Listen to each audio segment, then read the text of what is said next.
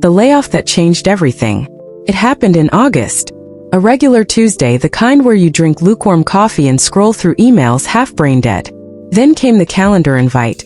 Team restructuring, mandatory Zoom. No details, no prep. 3 minutes. That's how long it took for my job to disappear. No severance. No grace period. Just we're restructuring. Thanks for your contributions. Then click. Meeting over. The silence afterward wasn't just in my room. It was in my chest. It was panic. What the hell do I do now? I stared at my screen for hours that day, paralyzed. My identity gone.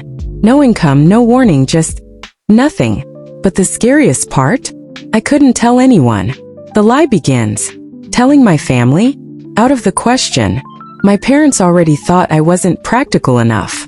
My siblings? They'd pity me, and I'd have to live under their soft, sad stares every holiday. And my friends? Some of them were coworkers. I couldn't bear the "ah man that sucks" texts. I couldn't stand the awkward silences or worse, the job advice. So, I lied. Every morning I'd wake up at the same time, get dressed, and log in like I was heading into work. I even faked Zoom meetings. I'd sit in front of my screen with AirPods in, nodding occasionally to no one. My roommate never questioned it. "Busy day again?" "You know it," I'd say, smiling through the pit in my stomach. Meanwhile, in the background, I was applying to every job under the sun. Entry-level, mid-level, hell, even a few senior ones I wasn't qualified for.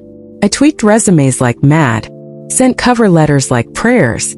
I started posting on LinkedIn, stuff like, "Excited about a new client project," or "Can't wait to share what we're building next quarter."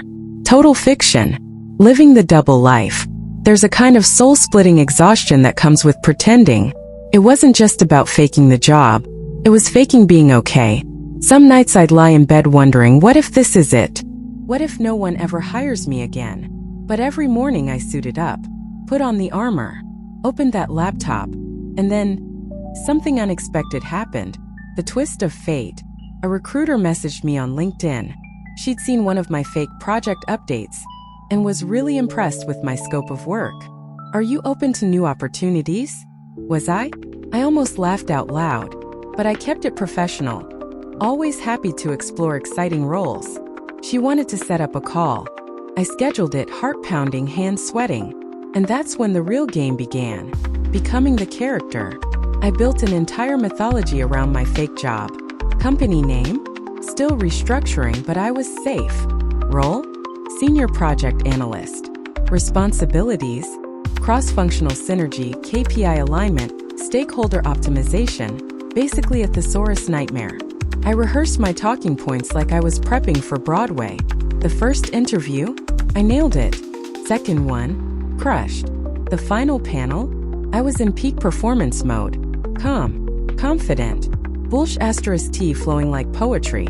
Tell us about a challenge you overcame recently. Well, during Q2 we had to pivot rapidly due to client turnover. None of this happened. I was lying, yes. But oddly, I was also telling the truth because I had pivoted. I was overcoming challenges, just different ones. The offer that changed everything. 2 weeks later, the recruiter called me back. "We'd like to offer you the role." I sat there blinking, barely breathing. It was more money than I'd ever made. Remote work. A better title. Real growth potential. Actual work-life balance. I said yes. I hung up. And then I laughed. I laughed until I cried. For months I had lived in fear. Afraid of being found out. Afraid of disappointing everyone around me. Afraid of myself. And now, I was employed again officially.